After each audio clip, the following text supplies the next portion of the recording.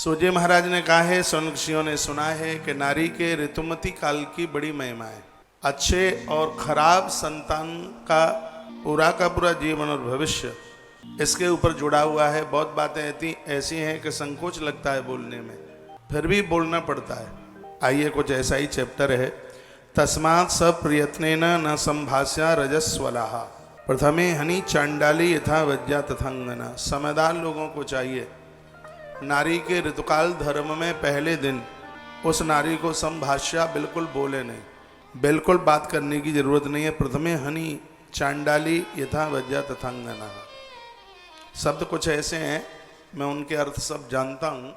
भगवत कृपा से ये संस्कृत पढ़ी है तो सब समझ में आता ही है। इसका मतलब यह नहीं है कि नारी चांडाली होती है। इतनी सुंदर बात कही है। समझदार व्यक्ति को यह समझ लेना चाहिए कि जैसे चांडाल व्यक्ति से कोई बात नहीं करता। बात में बहुत अंतर है। यूँ तो लोग कह देते हैं नारी ऋतुकाल में पहले दिन चांडाली, दूसरे दिन ये, तीसरे दिन ये, वो सब बोलते हैं, लेकिन ऐसा कह के नारी का अपमान न करें। इसमें वर्णन है कि जैसे समझदार व्यक्ति चांडाल व्यक्ति से बात नहीं करता, उससे मिलता नहीं, उसके पास नहीं रहता, उसके पास बैठता नहीं, उसी प्रकार से ऋतुकाल के पहले दिन समझदार लोगों को चाहिए कि नारी के ऋतुकाल के पहले दिन उसे ऐसे बात ना करें जैसे समझदार व्यक्ति किसी चांडाल से बात नहीं करता। यहाँ तो यह वर्णन है कि नारी नारी आपस में भी संभाष्य वार्ता ना करे। पहला दिन उसका इस प्रकार से है, प्रथमे हन चांडाली यथा वज्या तथांगना। समझदार लोगों को चाहिए उस नारी को अकेले में रहने दें, उससे बिल्कुल बात ना करें। द्वितीय हन विप्राय यथा वही ब्रह्मघातिनी। जैसे कोई व्यक्ति किसी ब्राह्मण को मार डाले तो उसे ब्रह्मघाती कहते हैं। जैसे ब्राह्मण की हत्या करने वाले व्यक्ति से कभी बात नहीं कोई करता, उसी प्रकार से नारी के ऋतुकाल के दूसरे दिन भी ऐसा ही समझ करके बात न की जाए।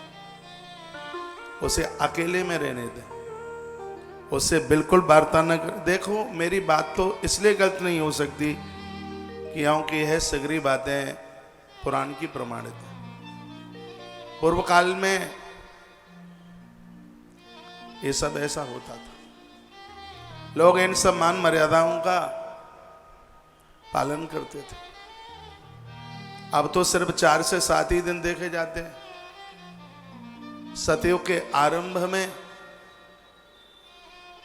ऋतुकाल धर्म को 15 दिन का माना जाता था। ऐसा इसी ग्रंथ में वर्णन। प्रथमे हन चांडाली यथा वज्या तथांगना द्वितीय हन विप्रायी यथा ब्रह्महस्त घातिनी। जैसे ब्रह्मघाती से नहीं मिला जाता, उसी प्रकार से नारी को ऋतुकाल के दूसरे दिन ऐसे ही नहीं मिलना चाहिए। तृतीय है तद्रेन चतुर्थे हनि सुब्रता। तत्पश्चात तीसरा और चौथा दिन भी। चौथे दिन में नारी स्नान करके अपने परिवार के लिए भोजन पानी रसोई में जाने का उसको अधिकार मिल गया है। लेकिन सूत सौनकषियों को कहते हैं स्त्री पुरुष के मिलन पर यदि चौथे दिन गर्भ में संतान आ गई, एक तो वो कम उम्र वाली औलाद होगी, भ्रष्ट, चरित्रहीन, बिगड़ी हुई, गिरी हुई और परिवार और समाज को समाप्त करने वाली औलाद होगी। यदि नारी के ऋतुकाल के चतुर्थ रात्रि में यदि संतान गर्भ में आ गई, सूझे यही कथा भगवान महादेव नंदी को सुनाई। कहा कि तुमने पूछ लिया है कि यह संतान भगवान का भजन यजन इतनी पारमार्थिक क्यों नहीं बन पाती। तो इसमें एक बहुत बड़ा कुछ हिस्सा है, जवाब देना है, वो माता पिता का है।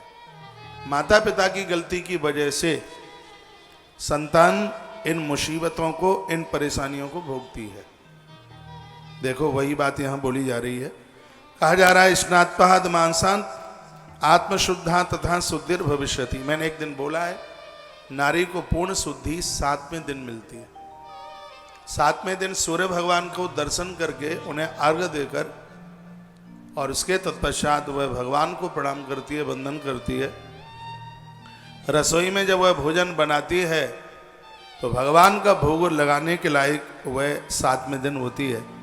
आषाढ़ सातित स्त्रीणाम मूत्रवक्षासस्तमिष्यते, इसमें बड़ी कुछ बातें बताई गई हैं।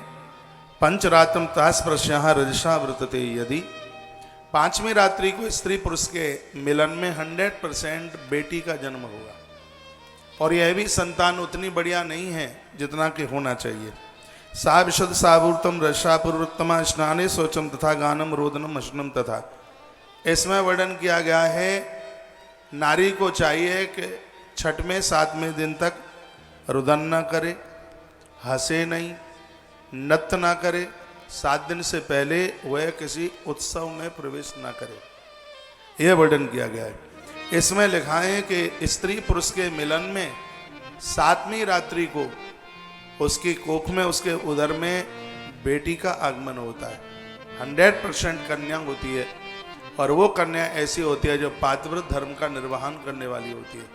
वो कन्या ऐसी होती है जिसका कन्यादान करने का सौभाग्य, शंकर कहते हैं, माता पिता को सौभाग्य प्राप्त होता है। 1000 अश्वमेध यज्ञ करने से भी उतना पुण्य नहीं मिलता जितना कि एक कन्या के कन्यादान करने से जितना पुण्य प्राप्त होता है। लेकिन वो माता पिता बहुत बड़भागी हैं, भाग्यशाली हैं, जिनको एक शास्त्रोक्त विधि से, सनातन परंपरा के अनुसार उसको अपनी बेटी का कन्यादान करने का मौका मिले। ये मिलता नहीं है। इसमें तो वर्णन है नंदी, कलयुग में तो ये बहुत ज़्यादा मुश्किल हो जाएगा। तुमने मुझे पूछा है कि बच्चे धार्मिक क्यों नहीं बनते, ईश्वरीय सत्ता के साथ क्यों नहीं जुड़ पाते, तो उसमें एक माता पिता का श्रेय है। 7वें दिन उदर में आने वाली कन्या, इससे पहले संतान पेट में आई है। 6वें दिन, ऋतुकाल के 6वें दिन स्त्री पुरुष के मिलन में गर्भ में पुत्र ही आता है, ऐसा ग्रंथ में वर्णन है। यानी जो सम संख्या है वो पुत्र के लिए है, और विषम संख्या है वो बेटी के लिए है। तो 6वें दिन बेटा आता है, लेकिन वो परिवार के लिए, खानदान के लिए उतना शुभ नहीं है, जो 7वें दिन से फिर आगे के दिन है। एक एक बात को वर्णन किया। पंचरात्रम तास्पृश्यः रजसा व्रतते, यदि 5वें दिन भी कन्या का ही जन्म होता है। स्नाने शौचम तथा गानम रोदनम हसनम तथा, देखो इसमें लिखा हुआ है नारी को चाहिए गान, हसन, नृत्य इन दिनों में न हो। स्नान व्यंजनम, उसके लिए वर्णन किया गया देवताओं के लिए पूर्व में वो व्यंजन नहीं बना सकती। देवा स्वप्नम विशेषण तथा वही दंत धावनम, मैथुनम, मानसम, वाचिकम, देवता अर्चनम, ये सब चीजों को निषेध बताया गया है।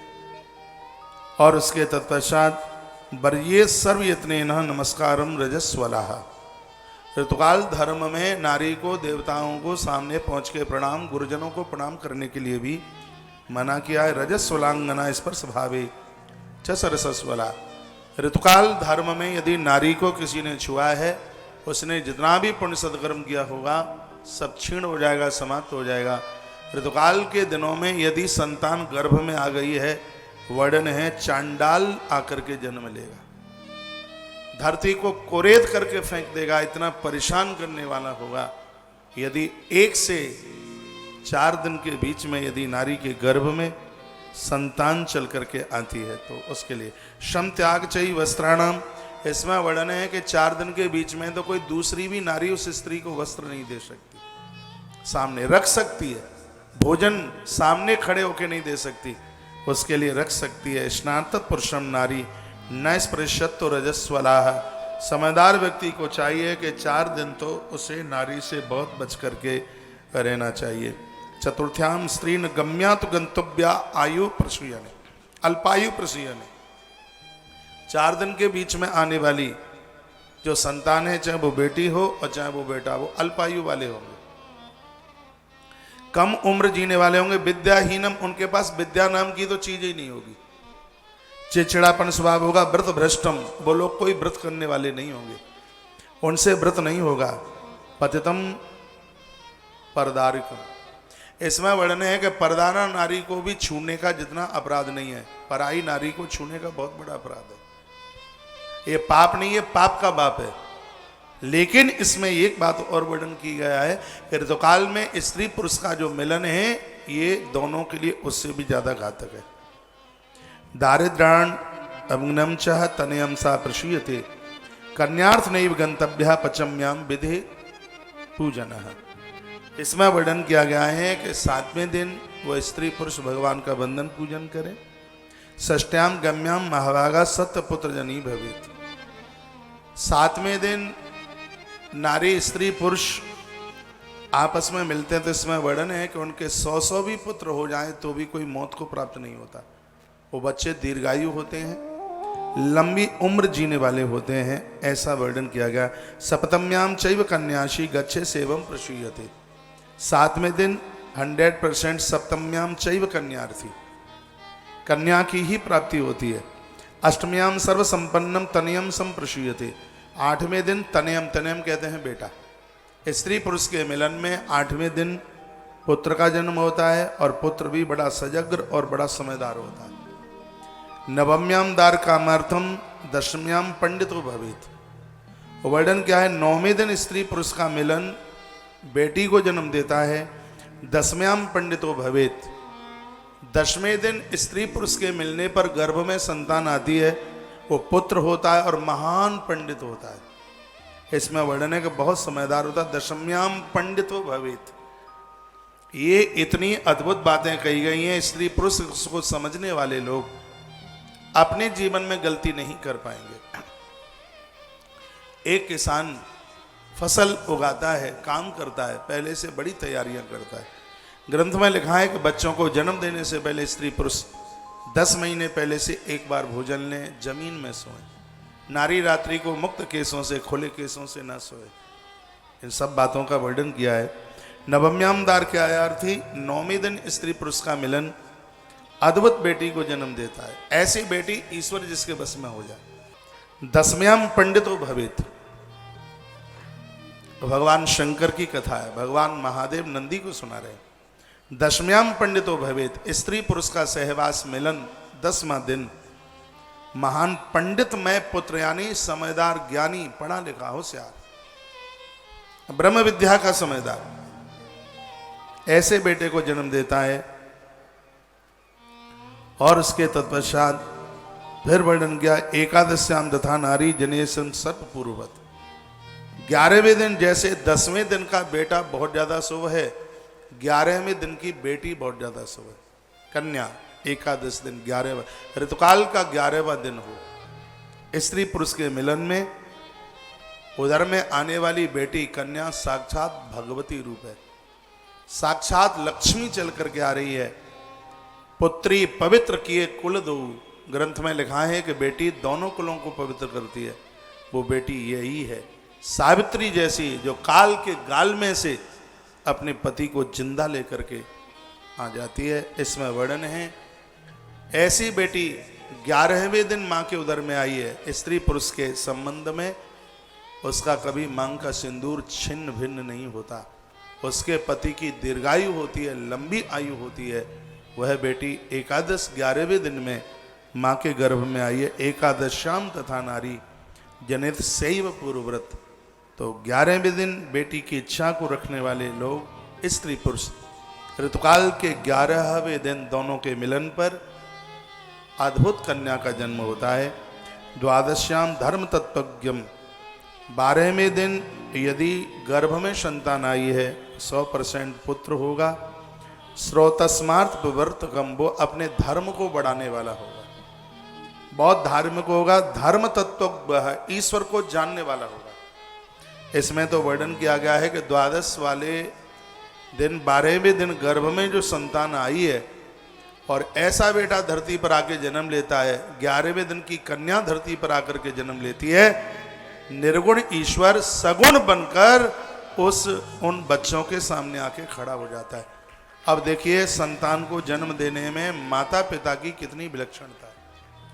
यदि मैं गलत बोल रहा हूं तो मेरी कोई बात काट के बताए। ये बातें प्रमाणित हैं और आज तो निशाचर में जीवन जिया जा रहा है, इसलिए कुकर मुत्ते जन्म ले रहे हैं, औलाद तो हो ही कहां रही है। आदमी भोगी हो गया, वासना ग्रसित, वासना के अलावा उन्होंने तो पत्नी को वासना का खिलौना समझ रखा है। वो ज्यादा पूजा पाठ करती है तो ये लड़ने को तैयार हो जाते हैं, तुझे इतना ही पूजा पाठ करना था तो तूने विवाह क्यों किया, मीराबाई बन जाती। ऐसा ही बोलता है।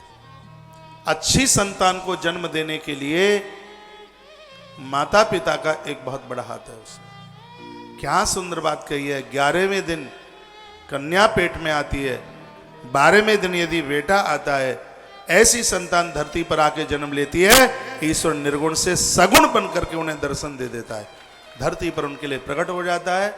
और वह लोग धर्म तत्वज्ञम, वो धर्म को जानने वाले होते हैं, वो पूरी दुनिया को धर्म से जोड़ने वाले होते हैं।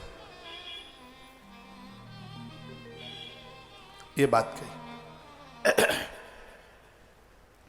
एक बात लिखने के लायक है, त्रयोदश्याम जड़ाम नारी सर्व संकर कारिणी। इसमें वर्णन है, भले ही वंश निर्वंश रह जाए, ऋतुकाल के 13वें दिन स्त्री पुरुष का संबंध न हो, क्योंकि 13वें दिन गर्भ में आने वाली संतान गांव खलियान सबको जला जलू करके नाश कर दे, खत्म कर दे। 13वें दिन गर्भ में आने वाली संतान जन्म भी ले लें तो आत्महत्या करके मर जाए, फांसी लगा लें, सल्फास खा लें, लोगों को उजाड़ दें, खत्म कर दें। 13वें दिन की औलाद इतनी ज्यादा घृणित है, ये समझ लो। स्त्री पुरुष के लिए ऋतुकाल से 13वां दिन एक मौत की तरह है, मृत्यु की तरह। 13वें दिन उनका सहवास एक उल्टा औलाद को जन्म दे देता है। त्रयोदश्याम जड़ाम, जड़ होते हैं, मूर्ख होते हैं, वो दिमाग से पागल भी हो सकते हैं, उनका ब्रेन काम ना करे, वो ऐसे भी होते हैं, गूंगे बहरे भी हो सकते हैं, अपांग विकलांग भी हो सकते हैं, पूरा जीवन चारपाई पर पड़े असाध्य रोगी हो सकते हैं। वो असाध्य रोग जिसमें शरीर जकड़ गया, खड़ा ही नहीं होता। ये 13वां दिन है स्त्री पुरुष के संग का, तो इससे बचें। जनित्यंगनायुष्मान गच्छेत सर्वयत्नता चतुर्दश्याम मिथा गच्छेत सा पुत्र जननी भवेत। 14वें दिन की जो संतान है, इसको जन्म देने वाली नारी प्रकृति की ऋणी हो जाती है। 14वें दिन गर्भ में संतान आने वाला पुत्र ही आता है, क्योंकि विषम संख्या है, पूरी प्रकृति उसकी ऋणी हो जाती है। रामायण में एक चौपाई लिखी है, पुत्रवती जुवती जग सोई, रघुवर भगत जास सुत होई। जहां माता ने कहा था धरती पर वही माता पुत्रवान है जिसका बेटा भगवान का भक्त बने। और सत्य तो यही है कि 14वें दिन गर्भ में आने वाली संतान एक क्षण के लिए भी वो ईश्वर के बिना नहीं रह सकती। पुत्र जननी भवेत, सच में वह मां कहलाने की अधिकारिणी हो जाती है। ऐसा बालक पूरी सृष्टि का कल्याण कर देता है, उसका जीवन दूसरों के लिए होता है। वो ऋतुकाल का 14वां दिन है। वो उसके तत्पश्चात लास्ट 15वें दिन में है कन्या, और उसके बाद में फिर जैसा कि ग्रंथ वर्णन करता है, फिर संतान का जन्म नहीं होता। फिर आगे के ऋतुकाल में फिर उसी स्थिति का वर्णन किया गया है। पंचदश्याम च धर्मिष्ठा, हाँ 16 दिन तक है। पंचदश्याम च धर्मिष्ठा षोडश्याम ज्ञान पारगा, स्त्रीणाम वै मैथुने काले वाम पार्श्व प्रभंजन। भगवान शंकर कहते हैं, हे नंदी, यदि माता पिता ध्यान दे दें बच्चों के लिए, बच्चों का उत्कर्ष करें, उनको समय दें, तो बच्चे निश्चित रूप से वह मेरे भक्त बन जाएंगे। गृहस्थ का मतलब यह नहीं है कीड़े मकोड़ों की तरह औलाद पैदा कर दी। कुंती माता के 5 बहुत हैं, गांधारी के 100 की जरूरत बिल्कुल नहीं है। बेटा एक बहुत है, श्रवण कुमार जैसा हो, एक बहुत है। एक बहुत है, महाराणा प्रताप जैसा हो, छत्रपति शिवा जैसा हो। ये वीर, ये माता पिता के संयम के ही परिणाम है।